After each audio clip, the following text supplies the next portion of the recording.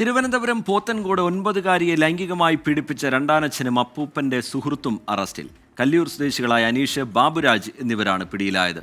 സലീം മാലിക് ചേരുന്നുണ്ട് വിവരങ്ങളുമായി തിരുവനന്തപുരത്ത്. സലീം, എന്താണ് ഇതുമായി ബന്ധപ്പെട്ട് ലഭ്യമാകുന്ന വിവരങ്ങൾ? ഈ പരാതിയിൽ പറയുന്നത് എന്താണ്? പോലീസ് ഈ ഘട്ടത്തിൽ അറിയിക്കുന്നത് എന്താണ് സലീം?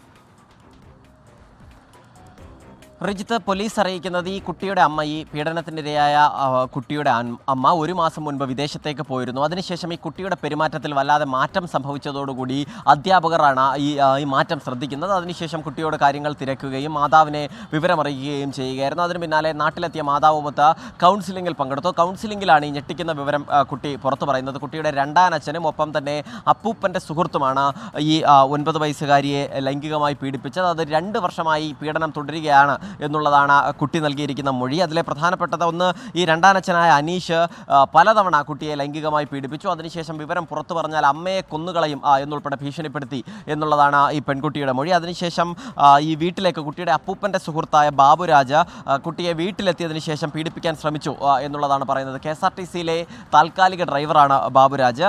അതിനുശേഷം പിന്നീട് ഈ വിവരങ്ങൾ വെളിപ്പെടുത്തിയതിനു ശേഷം പോലീസ് വൈദ്യപരിശോധന നടത്തി. ആ വൈദ്യപരിശോധനയിലും കുട്ടി പീഡനത്തിനിരയായതായി തെളിഞ്ഞിട്ടുണ്ട്. പിന്നാലെ ഈ പ്രതികളെ അറസ്റ്റ് ചെയ്ത് കോടതിയിൽ ഹാജരാക്കി ഇപ്പോൾ ഇവർ റിമാൻഡിൽ കഴിയുകയാണ്. റിജിത്ത്.